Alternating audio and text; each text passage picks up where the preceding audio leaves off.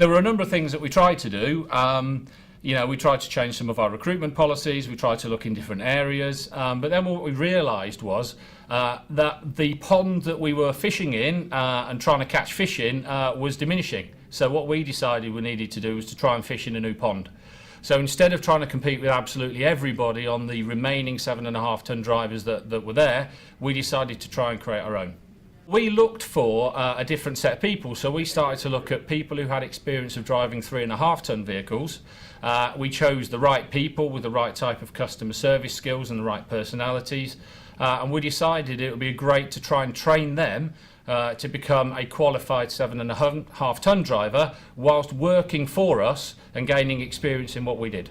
The drivers that came on board, for them it was a no-risk policy. They were effectively funding themselves going through our programme, but because we were giving them work at the time and were paying them at the time, there was very little risk for them. And at the end of it, they were going to end up with a new skill and a new qualification with absolutely no necessary requirement to stay operating with us.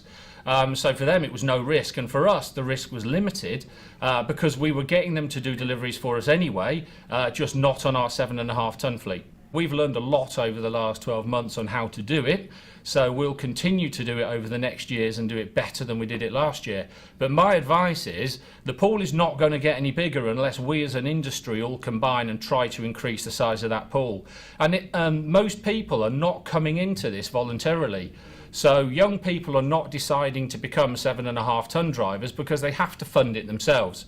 So what I would suggest is that people do a similar thing to us, which is to help people by funding them. Whether those people have to repay the funds or not, it can be different for different businesses. But if we can globally increase the size of the 7.5 tonne driver pool, then we can stop trying to compete with each other for the same type of drivers and open it up to new people.